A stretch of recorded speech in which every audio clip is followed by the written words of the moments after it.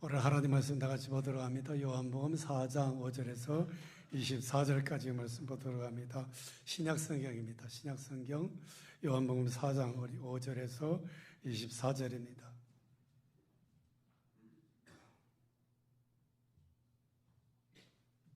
하나님 말씀입니다. 찾으셨으면 아멘 하시고요. 아멘. 다 같이 합독합니다. 사마리아에 있는 수가라는 동네에 이르니 야곱이 그 아들 요셉에게 준 땅이 가깝고 거기 또 야곱의 우물이 있더라. 예수께서 길 가시다가 피곤하여 우물 곁에 그대로 앉으시니 때가 6시쯤 되었더라. 사마리아 여자 한 사람이 물을 기르러 나왔음에 예수께서 물을 좀 달라 하시니 이는 제자들이 먹을 것을 사러 그 동네에 들어갔음이라. 사마리아 여자가 이르되 당신은 유대인으로서 어찌하여 사마리아 여자는 나에게 물을 달라 하나이까 하니 이는 유대인이 사마리아인과 상종하지 아니함이로라. 예수께서 대답하여 이르시되 내가 만일 하나님의 선물과 또 내게 물을 좀 달라니가 누구인 줄 알았더라면 내가 그에게 구하였을 것이요 그가 생수를 내게 주었으리라. 여자가 이르되 주여 물을 기를 그릇도 없고 이 우물은 깊은데 어디서 당신이 그 생수를 얻겠사옵나이까. 우리 조상 야곱이 이 우물을 우리에게 주셨고 또 여기서 자기와 자기 아들들과 짐승이 다 마시는데 당신이 야곱보다 더 크니까. 대답하여 이르시되 이 물을 마시는 자마다 다시 목마르려니와 내가 주는 물을 마시는 자는 영원히 목마르지 아니하리니 내가 주는 물은 그 속에서 영생하도록 솟아내는 샘물이 되리라. 여자가 이르되 주여 그런 물을 내게 주사 목마르지도 않고 또 여기 물길로 오지도 않게 하옵소서. 이 시대 가서 내 남편을 불러오라. 여자가 대답하여 이르되 나는 남편이 없나이다. 예수께서 이르시되 내가 남편이 없다 하는 말이 옳도다. 내게는 남편 5이 있었고 지금 있는 자도 내 남편이 아니니 내 말이 참되도다. 여자가 이르되 주여 내가 보니 손자로서이다. 우리 조상들은 이 산에서 예배하였는데 당신들의 말은 예배할 곳이 예루살렘에 있다 하더이다. 예수께서 이르시되 여자여 내 말을 믿으라. 이 산에서도 말고 예루살렘에서도 말고 너희가 아버지께 예배할 때가 이르리라. 너희는 알지 못하는 것을 예배하고 우리는 아는 것을 예배하노니 이는 구원이 유대인에게서 남이니라. 참 참되게 예배하는 자들은 영과 진리로 예배할 때가 오나니 곧 이때라. 아버지께서는 자기에게 이렇게 예배하는 자들을 찾으시느니라. 하나님은 영이시니 예배하는 자가 영과 진리로 예배할지니라. 아멘. 이것은 하나님의 말씀입니다. 여러분 창세기 2장 7절에 보니까 중요한 말씀이지요. 여호와 하나님이 흙으로 사람을 지으시고 뭐로 만들었다고요? 흙으로 사람을 지으시고 생기를 그 코에 불어넣으시니 사람의 생력이 된지라 그랬어요. 코에 뭐를요? 생기를. 그러므로 사람에게는 생기. 동양적으로 설명하면은 기운이라는 게 얼마나 중요한지 모릅니다. 여러분 좀 오늘 기운 있으세요? 기운 있으시냐고요? 사실은 제가 기운이 빠진 것 같아요. 사람 속에는 생기 혹은 기운이 그 사람의 삶을 지탱해주는 아주 중요한 요인임에 틀림이 없습니다. 이처럼 에너지, 기운, 생명력이 충만할 때 펄펄 뛰는 그런 활기찬 인생을 살아갈 수 있고 반대로 기운이 다 떨어지고 에너지가 고갈되고 하나님의 기운이 소멸될 때 살아있는 것 같이 마치 죽은 자처럼 질이 멸렬하고 아주 나약한 모습으로 살게 되는 겁니다. 그래서 여러분 하나님의 생기를 충만하시기를 주의 이름으로 축복합니다. 이를 데이비스 홉키스라는 분이 과학적으로 실험한 바에 의하면 사람의 에너지, 사람의 기운을 이렇게 쏙 빼가는 몇 가지 요인이 있대요. 기운 빼서 하는 게 첫째가 뭐냐면은 수치심이라 합니다. 수치심 부끄러움을 당하고 있습니다. 사람 취급받지 못하고 아무나 만나고 싶지 않고 그래서 살고 싶지도 않고 이런 형편이 있을 때 인간의 생명력은 이 바닥을 드러내고 간신히 자신의 생을 부지해 나가는 최악의 상황에 이른다는 거예요. 그러니까 여러분 배고픈 게 문제가 아니죠. 그렇잖아요. 돈이 없는 것도 문제가 되지 않습니다.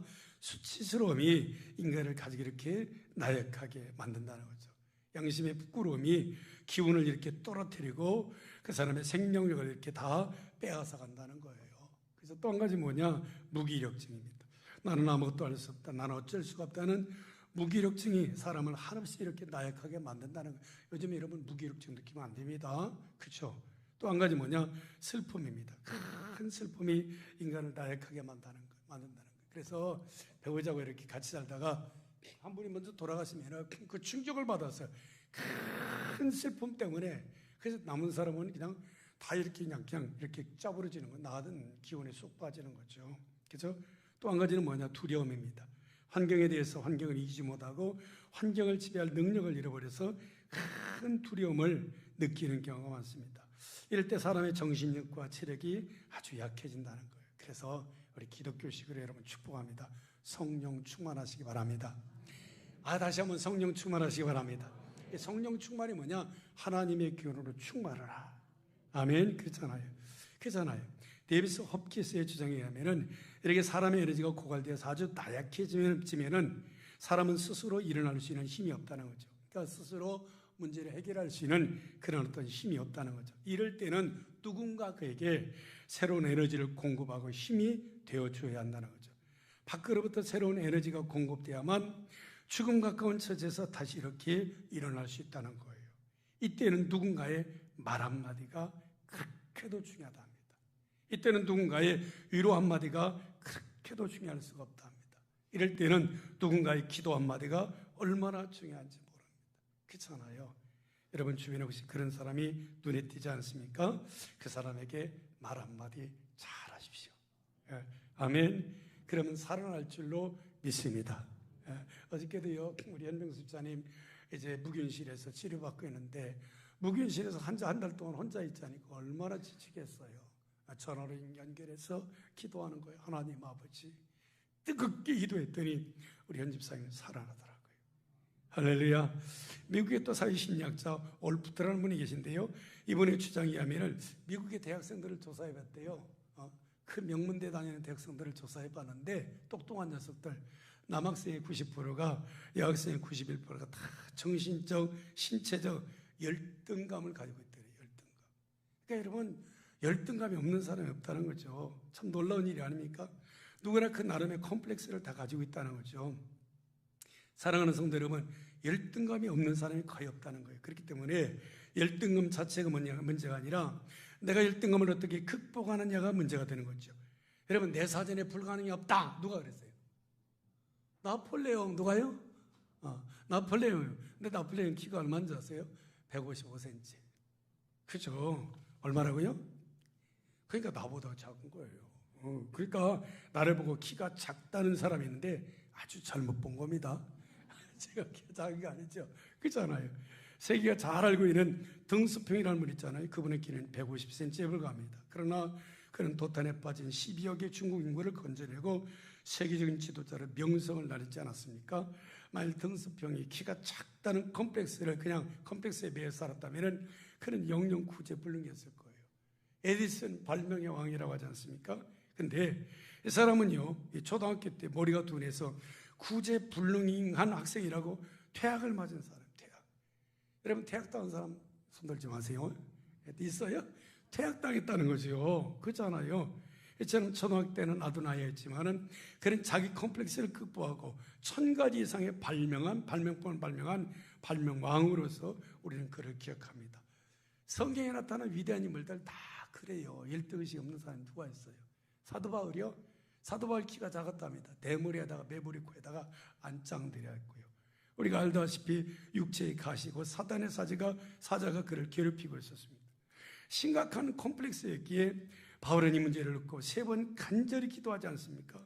결국 사도 바울도 이 문제를 슬기롭게 극복하고 위대하게 하나님 앞에 쓰임받는 위대한 사도로 서는 것을 볼 수가 있습니다. 사랑하는 성도 여러분, 여러분에게도 나름의 콤플렉스가 있고 약점이 있고 열등의식이 있을 겁니다. 얼마든지 그럴 수 있습니다. 문제는 그것을 어떻게 극복하느냐에 따라서 내 인생의 앞날이 좌우되는 거예요. 잘 이기시기를 주의 이름으로 축복합니다. 다시 한번 축복합니다. 성령 충만하십시오. 이 컴플렉스를 연구한 것을 보면 재미있어요. 뭐 가지가지 컴플렉스가 다 있대요. 남자 컴플렉스를 맨 컴플렉스, 우먼 컴플렉스 그러는데, 맨 컴플렉스, 소위 남자는 이래야 한다는 게 컴플렉스예요. 남자는 용기가 있어야 된다, 잘 나가야 된다, 뭘 좀 안 나고 잘난 척도 해야 된다, 고뇌가 있어야 된다, 남자는 좀 근육도 있어야 된다. 낮아는 남자는 이 정도는 돼야 한다는 것이 콤플렉스를 이렇게 작용한다는 거예요. 다 남자들 그래요. 또 여자들 콤플렉스가 있잖아요. 여자들은 우선 이뻐야 된다, 날씬해야 된다, 뭐가 커야 된다, 뭐가 없어야 된다, 매력이 있어야 되고 저렇게 우아해야 된다. 나름대로의 생각과 기준이 있는데 거기에 도달하지 못한다는 거예요. 그래서 아침마다 거울 보면서 스트레스를 받고 컴플렉스에 빠지게 된다는 거예요. 오늘 아침에 거울 보셨어요? 봤냐고요? 거울 볼 때 이뻐 보여야 돼요. 아, 너 참 이쁘다. 너 참 이쁘다. 이래야 되는 거예요. 아시겠습니까? 그 사람이 은혜 충만한 사람이라는 거죠. 그잖아요. 또 한국 사람들 보면 변강세 콤플렉스도 있대요. 이게 잘 모르겠는데 한국 사람이 특별히 심하대요. 중국 가서는 곰 쓸개 다 빼오고요. 태국 가서는 뱀 다 잡아먹고. 하여간 더 이상 말하지 않겠습니다. 제가 며칠 전에 우리 친구들하고 별다방 갔어요. 별다방이 뭐예요? 스타벅스. 스타벅스 갔는데 우리 친구가 대기줄에 이렇게 서서 마냥 기다리고 있습니다. 근데 다른 젊은이들이 연세 드신 어른들 앞에서 불쑥불쑥 끼어들더니 말도 안 하고 커피를 따박따박 다 받아가는 거예요. 응? 저런 고의한, 나중에 알고 보니까 핸드폰을 앱을 다 깔고 자리에서 미리 주문 다 한 거예요. 그죠? 그래서, 야, 우리도 한번 해보자. 그 4명 낑낑대면서 20분 만에 겨우 성공하고 나서 화로서울 질다는 거 아닙니까? 20분 만에. 요즘 택시 부르는 것도 그래요. 버스 부르는 것도 그래요. 기차표를 끊는 것도 다 그렇잖아요. 그렇잖아요. 근데 저는 컨명이거든요. 요즘은 디지털 시대에 컴플렉스를 많이 제가 느끼고 있습니다. 하도 걱정돼서 지난 주간에 기도원에 올라가서 AI에 관한 책을 2권이나 읽었다는 거예요. 몇 권이요? 2권이요. 이따만큼 두꺼운 걸 2권 읽었어요. 그래도 모르겠어요. 속으로 그랬어요. 나는 컴퓨터하고 이게 인터넷하고는 별로 상관이 없는 파쩌라구나. 우리 부목사님들, 전사님들 얼마나 잘하는지 모릅니다. 누구에게는 다 컴플렉스가 있습니다. 오늘 본문의 주인공도 사마리아 여인인데 아주 심각한 콤플렉스에 걸린 사람이에요. 특별히 열등의식이 아주 심각한 사람이죠. 그 당시 유대인들은 사마리아 사람을 아예 상종하지 않았잖아요. 취급조차 않았잖아요. 근데 원래 유대인과 사마리아 사람들은 한 피줄이에요. 한 형제 자매였습니다. 근데 남한국 유다 백성들이 바벨론의 포로가 됩니다. 바벨론의 정책은 유화 정책이에요. 그래서 식민지 나라들, 식민지 백성들 특성을 짓밟지 않았습니다. 저들이 종교와 문화와 교육을 이렇게 다 인정해 줬습니다. 저들끼리 함께 모여 살 수 있도록 허락해 줬습니다. 그래서 저들은 종교와 문화, 교육, 그리고 가장 중요한 자기들의 혈통을 지켜나갈 수가 있었던 거예요. 근데 북왕국 사마리아, 이스라엘은 아수르의 포로가 됩니다. 북왕국 이스라엘의 수도가 사마리아거든요. 그게 사마리아 사람이거든요. 아수르는 강경 정책을 썼습니다. 식민지 백성들 종교도 문화도 교육도 하나도 인정하지 않았습니다. 한데 모여 사는 것을 금지시켰습니다. 특별히 혼혈 정책을 썼습니다. 피를 막 섞어버리는 거예요. 너하고 결혼해. 응? 자기들끼리는 결혼 못하게 하고. 그렇잖아요. 그러다 보니까 종교의 순수성과 혈통의 순수성과 문화적 순수성을 지키지 못했던 겁니다. 이들이 나중에 본국으로 돌아오지만 이때부터 유다인들과는 거리감이 생긴 겁니다. 남한국 유다인들은, 북왕국 이스라엘 백성들은 지주가 없고 이방인과 교합한 개만 떠먹던 종자라고 몰아붙였습니다. 이런 역사적인 배경이 있는 거예요. 그때부터 서로가 상종하지 않는 거예요. 사마리아 사람 천대말이거든요. 그렇잖아요. 게다가 성전에 대한 컴플렉스가 있어요. 성전. 원래는요, 이스라엘 백성들의 성전은 예루살렘에 딱 하나 있었어요. 딱 하나. 근데 남북으로 이렇게 딱 갈라졌습니다. 북왕국 사마리아 사람들이 예루살렘에 내려갈 수가 없는 형편이 된 거예요. 그렇잖아요. 또 훗날 스룹바벨 성전 지을 때 공사판에서 유다 공동체로부터 아주 심하게 배척을 받은 사마리아 사람들이 안 되겠다 싶어서 그리심산에 성전을 지어놓고 우리는 여기서 예배 드린다는 정당성을 주장했습니다. 그래서 그리심산에 성전을 지은 거예요. 왜 그리심산이냐? 3가지 이유예요. 옛날 아브라함이 독자 이삭을 하나님께 바친 것이 그리심산이라는 거예요. 2번째는 옛날에 롯이 소돔 사람들에게 의해서 포로가 됐을 때 아브라함이 나가 싸우고 이기고 돌아옵니다. 그때 영적 지도자 멜기세덱이 나타났고 아브라함이 그에게 11조를 드리면서 제사를 드렸던 것이 그리심산이라는 거예요. 또 3번째, 모세가 광야를 지나 약속의 땅에 들어갔을 때 제일 먼저 제단을 쌓고 제사를 드린 것이 그리심산이라는 거예요. 그래서 성전을 꼭 고민과 갈등이 생기게 된 거예요. 우리 조상들은 여기서 예배하라고, 당신들은 예루살렘이라고 하는데 어디가 옳습니까? 우리 예수님 대답이 뭐예요? 여기도 아니다, 저기도 아니다 말씀하셨지만 사마리아 사람들한테는 성전 컴플렉스가 있었다는 거예요. 아시겠어요? 그렇잖아요. 그 다음에 게다가 사마리아 여인입니다. 여자. 자기가 여자라는 것에 대한 컴플렉스가 있습니다. 그 당시만 해도 남자와 여자 사이의 차별이 얼마나 심각했는지 모릅니다. 옛날에 우리나라도 그랬잖아요. 지금도 이슬람 국가 중에서 그런 나라들이 많지 않습니까? 심지어 과학의 아버지라고 불리는 아리스토텔레스조차 망언을 했지 않습니까? 만일 여자가 자기 남편과 동등하다고 주장한다면 그건 마치 노예와 상전과 동등하다고 말하는 것과 마찬가지다. 여자들의 이런 행동은 사회 질서를 무너뜨리는 것. 아리스토텔레스가 이런 말을 했어요. 그 당시 유다 남자들 기도 중에는 아주 고약한 기도가 있어요. 근엄하게 있어서 설을 딱 들고서 뭐라고 기도한지 아십니까? 하나님, 내가 이방인과 노예와 여자로 태어나지 않은 것을 감사합니다. 있다고 기도를 했다는 거죠. 그죠? 그런데 그들의 그 최초의 여러분 부활의 증인 누구예요? 여자들 아닙니까? 여자들. 그죠? 막달라 마리아와 야고보 어머니 마리아입니다. 그런데 이들의 증언이 무시된 것도 그 당시 사회적 분위기에서는 여인들의 이런 증언, 법적 효력을 가지지 못했다는 거예요. 즉 이런 어떤 뭐랄까 비참한 풍조가 16세기가 되어서도 변하지는 않았어요. 그래서 오늘 좀 충격적인 얘기. 제가 책을 보다가인데 루터 좋은 사람인데 루터도 한번 실언했어요. 종교학자 루터도. 루터가 뭐라고 한지 아세요? 큰 실언했더라고요. 여자아이는 남자아이보다 말을 빨리 배우고 걸음마도 빨리 배운다. 왜 그런지 아느냐? 잡초는 곡식보다 빨리 자라는 것이다. 굉장한 실언한 거 아닙니까? 밥맛 떨어지지 않아요? 그때까지만 해도 만연했던 뿌리 깊은 남존여비 사상이거든요. 근데 보세요. 우리 예수님은 여인들의 인격을 얼마나 파격적으로 대우했는지 아십니까? 예수님은 여인의 몸에서 성령으로 잉태하셨고 부활하신 다음에 예수님이 제일 먼저 만난 사람도 남자가 아니라 여자예요. 그잖아요. 유럽에서 제일 먼저 예수님을 영접한 사람도 누구예요? 루디아. 남자가 아니라 여자거든요. 그죠? 제가 보니까 남자는 흙으로 만들었어요. 그래서 부실부실해요. 근데 여자는 뭐예요? 남자의 갈비뼈로 만들었어요. 재질이 틀려요. 본 차이 나요. 그잖아요. 예? 갈비뼈로 만들었다. 이게 뭐예요? 갈비뼈는 남녀 평등하다는 거거든요. 그래서 기독교가 전파되는 곳마다 인권이 신장되고 여권이 더욱더 높아진 것의 특징입니다. 차별은 무슨 놈의 차별이에요? 누가 차별했어요? 기독교에서 누가 차별했어요? 차별이 없는 거예요. 게다가 이 수가성 우물가에서 만났던 사마리아 여인은 결혼을 5번이나 실패한 여인이에요. 그러니까 패배의식이 얼마나 찌들었겠습니까? 오늘 본문에 보니까 예수께서 이 여인에게 이상한 말씀하지 않습니까? 내 남편을 데려와라. 그죠?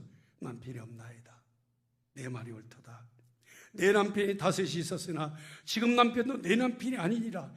이 아픈 말 한마디에 여인이 그만 완전히 무릎을 꿇지 않습니까? 저는 이 대목에서 예수님 좀 너무하셨지 않은가 그런 생각을 해봐요. 하지만 아마 이 방법 외에 여인을 굴복시킬 만한 마땅한 방법이 없었던 모양입니다.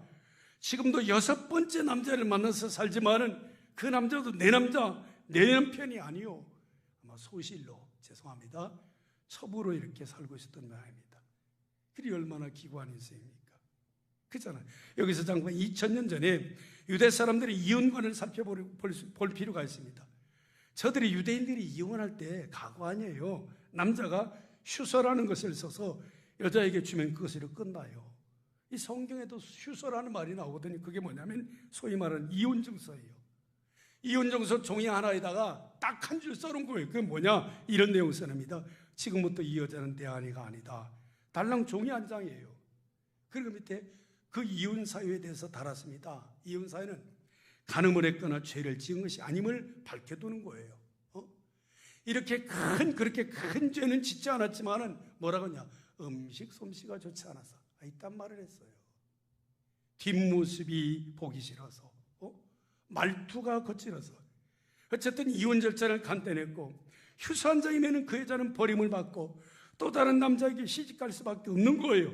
그러기를 5번이나 운명이 기구한 여인 아닙니까? 사랑받은 것 같지만은 그녀는 부끄러움이 많습니다. 과거가 좋지 못한 여인입니다. 과거의 일하고 확 불살라버리고 싶고 불살라버리고 다시 시작하고 싶은 마음이 굴뚝 같은 여인. 이런저런 사연 때문에 아침 저녁 선선한 시간에 동네 우물가에 나가지 못하고 아무도 물을 길러 오지 않는 시간 종우의 우물가에 나갔던 거예요. 마을에서 왕따 당하고 언제나 외로웠던 그런 여인이었습니다. 필요곡절이 많은 여인입니다. 예수님이 그런 여인에게 다가갔습니다. 그러면서 뭐라고 그래요? 물 한 그릇 좀 주시오. 그렇잖아요. 근데 보세요, 이 여인은 대단히 신경질적인 반응적인 그런 모습을 보이잖아요. 물 한 그릇 또 주는 것도 공손히 자신 있는 마음으로 또 줄 수 있는 그런 여인이 못 되었다는 거. 뭐라고 그래? 아니 유대 남자로서 사마리아 여인 된 나에게 왜 물을 달라고 하십니까? 말에 가시가 도처했습니다. 다분히 신경질적이고 히스테리적 증상이 농합니다. 열등의식이 많고 콤플렉스가 그만큼 많다는 증거예요. 그런데 이 예수님께서 그런 여인에게 정말 뜬구름 같은 한마디를 던지잖아요. 복음이에요. 들으세요. 이 물을 마시는 자마다 다시 목마르지만은 나의 주는 물을 마시는 자는 영원히 목마르지 아니하리니 나의 주는 물은 그 속에서 영생하도록 솟아나는 샘물이 되리라. 이 복음을 들은 여인의 반응이 굉장해요. 뭐라 합니까? 주여, 호칭이 바뀌잖아요. 이런 물을 나에게 주사 목마르지도 않고 다시는 여기에 물길로 나오지도 않게 없어서.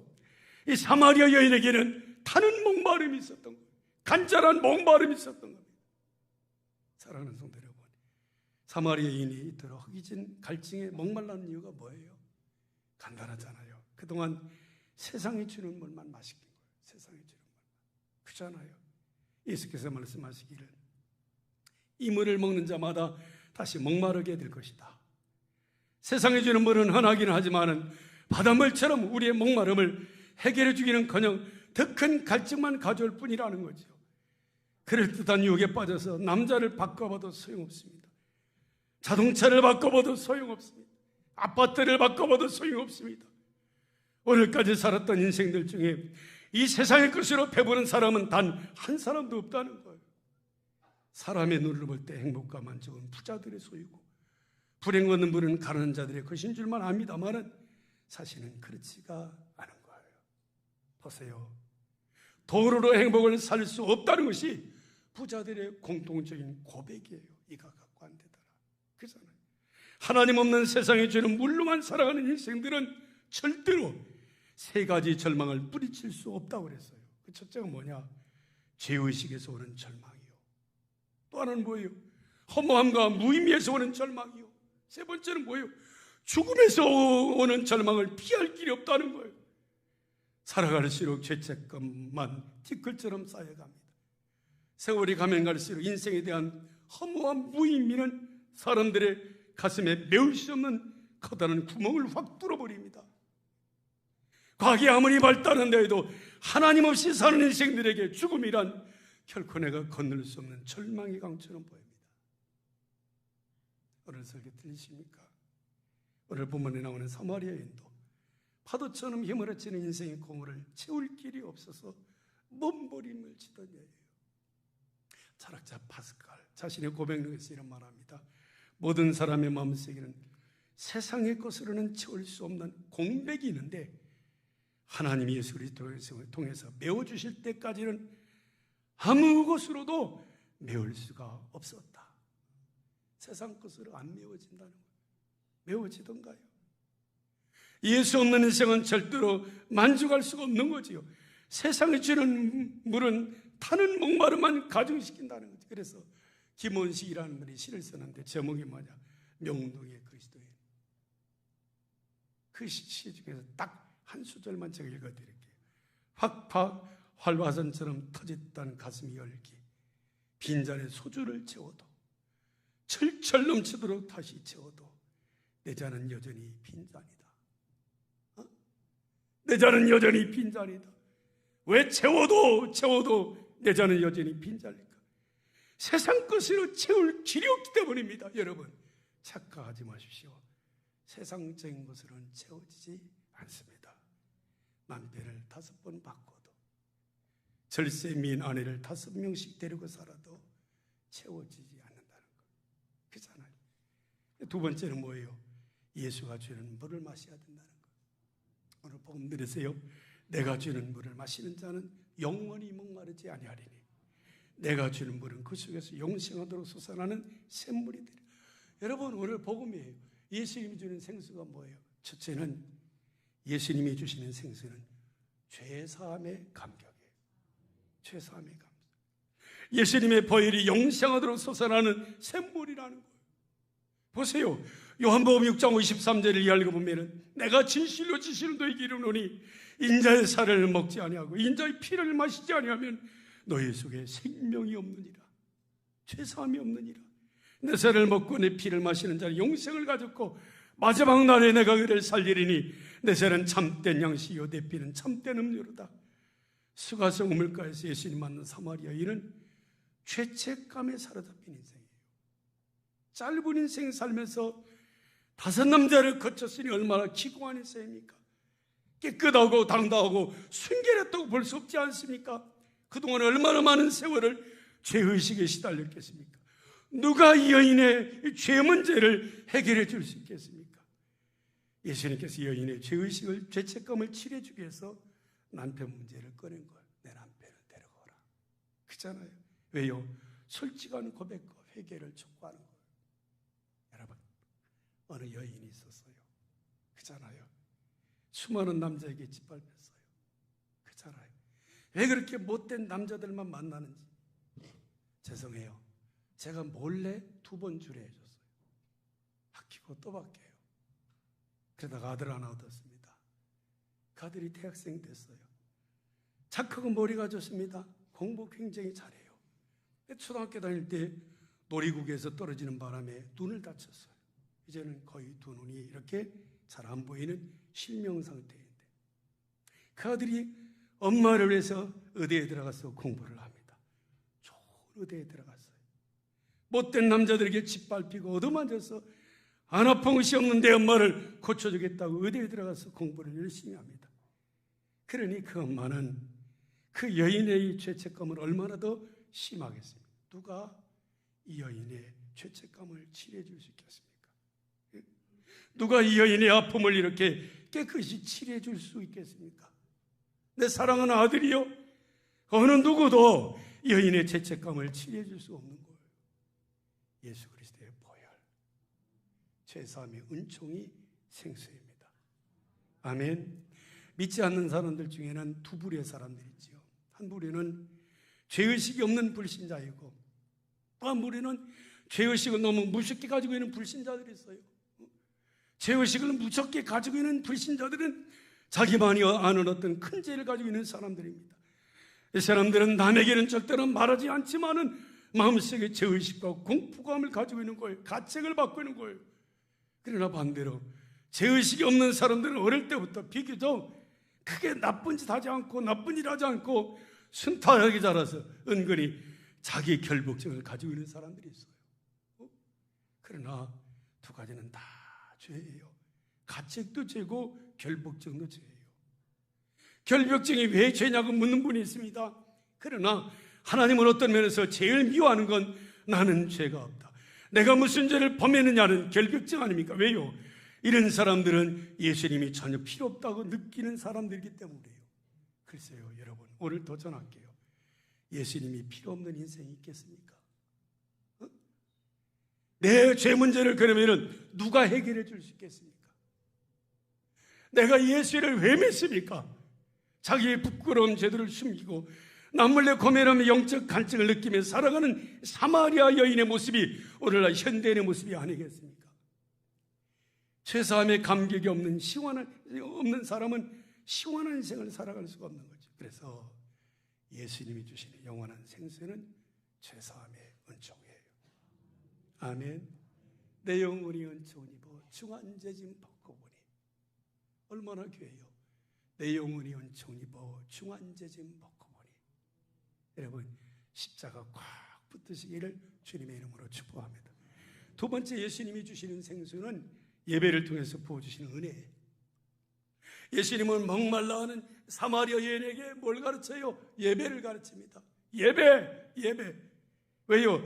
예배가 생수를 얻는 비결이기 때문이지요.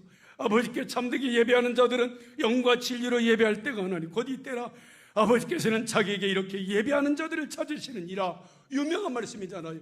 하나님은 영이시니 영과 예배하는 자는 영과 진리로 예배할지니라. 이것이 거룩한 목마름을 해결하는 생명성 얻는 비결이라는 거예요. 이 대목 중요한 설교에서 우리는 예배를 통하여 주님을 만날 수 있어야 합니다. 우리는 예배를 통하여 성령의 감동을 받을 수 있어야 됩니다. 예배가 생수를 얻는 비결입니다. 예배를 통해서 하나님의 생명을 받게 됩니다. 예배를 통해서 하나님의 거룩한 기운을 받게 되는 거예요. 예배를 통해서 탁월한 영감을 얻게 됩니다. 예배를 통해서 탁월한 지혜를 받게 되는 거예요. 예배를 통해서 능력을 받습니다. 예배를 통해서 안식을 경험합니다. 영과 진리는 예배를 드리는 예배를 통해서 치유를 이렇게 경험하는 거예요. 치유를. 그렇잖아요. 예배를 통해서 평강을 얻게 되는 거예요. 아멘. 온갖 좋은 것들이 예배를 통해서 이렇게 부어지는 거예요. 제가 오늘 몸으로 표현할게요. 여러분에게 부어지는 줄로 믿습니다. 얼마나 다시 한번요. 지금 부어지는 줄로 믿습니다. 내 인생의 절정은 예배입니다. 성경의 모든 이야기는 예배하는 얘기입니다. 우리는 예배를 위하여 구원받은 거룩한 백성입니다. 교회는 예배하는 공동체입니다. 하나님의 복은 예배를 통해서 오는 거예요. 그래서 예배가 먼저죠. 예배는 하나님의 신비입니다. 하나님은 예배하는 자들을 찾으십니다. 예배를 소중히 여기십시오. 춤추는 예배자가 되십시오. 거룩한 예배자가 되십시오. 예배를 통하여 부어주신 은혜가 목마르지 않는 생수예요. 아멘. 오늘 또 여기서 성령의 기름 부으심이 넘치는 예배를 경험하시기를 주의 이름으로 축복합니다. 나는 성천교회가 예배가 좋아. 오늘 또 1예배 드렸는데 오랜만에 우리 교회 오신 어느 집사님이 목사님 예배를 통해서 오늘 은혜 받았어요. 그분에게 생수가 부어진 줄로 믿습니다. 마지막이에요. 예수님이 부으시는 생수는 내 속에서 솟아나는 신비로운 기쁨이에요. 예수님 만났는데 얼마나 기뻐요. 사마리아인 예수님 만난 다음에 싱싱하게 살아나서 동네로 뛰어들어가서 전도하기 시작한. 뭐라고 해요? 와보라 와보라 와보라 내가 그리스도를 만났다. 나 오늘 여러분들이 예배드린 다음에 이런 모습으로 살아날 수 있기를 주의 이름으로 축원합니다. 살아나야 되잖아요. 예배드린 다음에 살아나야 되잖아요. 사마리아인은 아픈 과거를 가지고 있었어요. 그때 아침 저녁 선선한 시간에 우물가에 나가지 못하고 아무도 물을 길러오지 않은 시간 그 뜨거운 종위에 우물가로 나갔던 거지요. 마을에서 왕따 당하고 그잖아요. 외로움에 사무친 여인. 이런 여인이 예수 만나서 생수를 경험한다면 뭐예요? 살아나잖아요. 일어나잖아요. 자기가 만나기 싫던 동네 사람들에게 달려가잖아요. 그리고 그들에게도 와서 마시라고 생수를 건네주잖아요. 이렇게 살아날 수 있기를 주의 이름으로 축복합니다. 요한복음 4장 뒷부분을 쭉 읽어보면요, 이런 내용이 전개됩니다. 상황이 바뀌어서 예수님 혼자 계실 때 여인이 마을 간 것 같아요. 그죠? 제자들이 돌아왔습니다. 그리고 먹을 것을 좀 구해와서 그잖아요. 어디서 오든지 예수님께 권하잖아. 예수님 좀 잡수세요. 그잖아요. 그때는 예수님 대때 이런 말씀하십니다. 내게는 너희가 알지 못하는 먹을 양식이 있느니라. 그때 이 제자들이 또 멍청하게 추정합니다. 아, 누가 예수님께 먹을 것을 갖다 드렸나 보다. 그때는 우리 예수님이 34절에 이렇게 말씀합니다. 예수께서 이르시되 나의 양식은 나를 보내신 이의 뜻을 행하는 것이다. 그의 일을 온전히 이루는 것입니다. 눈을 들어 밭을 보라. 씌워져 추수하게 된다. 무슨 말이냐면 사마리아 여인이 동네에 뛰어들어가서 전도하는 바람에 그때 수많은 사람들이 막 예수님께로 몰려드는 거예요. 흰 옷을 입고. 그 모습이 장관입니다. 그 모습을 보면서 우리 예수님 그러는 거예요. 나는 안 먹어도 배부르다. 나는 안 먹어도 행복하다. 남들을 먹여주고 난 다음에 그것을 바라보면서 흐뭇해한 감격, 그것이 기쁨의 생수요. 그것이 인생의 보람 아닙니까? 그 보람을 맛보며 사는 것이 인생의 행복 아니에요? 좀 여러분 예수 믿었으면 행복하게 좀 사세요. 좀 기쁘게 감격스럽게 좀 보람되게 좀 사세요. 너무 돈 하지 말고. 말레이시아 코타키나발루에 가면 제박관 선교사님 선교지에 가면 위대한 평신도가 계셔요. 위대한 누구냐? 저는 그렇게 믿어요. 황선목 안수집사님 부부예요. 그래서 20년 가까운 세월 평신도 선교사 충성스럽게 섬기잖아요. 청년들 교회 청년들 데리고 단기팀 선교 갔다가 거기서 나 여기서 평생 뼈를 묻으랍니다. 여기에서. 그리고서는 눌러 앉았습니다. 이제 그분이 없으면은 제법관 선교사님 선교지는 돌아갈 수 없는 지경이래요. 그래서 학교에서 그 많은 굳은 일을 도맡아서 합니다. 가난한 농군학교 직원들을 거느리고 양계, 바닐라 농장, 제비집, 팜농장, 양어장, 훈련생 교육 등 수많은 일을 섬기고 있어요. 1년에 한 차례씩 3,000명이 모이는 가난 축제를 혼자 다 준비해서 섬기는 거예요. 한국에서 청년들 단기 선교팀이 얼마나 많이 들어가 우리 청년들 다 알겠지만 오는 청년들 준비하고 안내하고 운전해주고 돌봐주고. 근데 놀라운 사실은 제가 20년 동안 봤어요. 그 많은 일을 기쁨으로 섬겨요. 얼굴이 항상 밝아요. 싫은 내색을 보이는 법을 내가 한 번도 본 일이 없어요. 친족가가 그 땅이라 발려서 바닷물에 빠져 죽었잖아요. 불행한 일이 있었잖아요. 그런데도 복음을 위해서 선교지를 섬기는데 지난번에 제법권 선교사가 황 집사님 부부를 걱정합니다.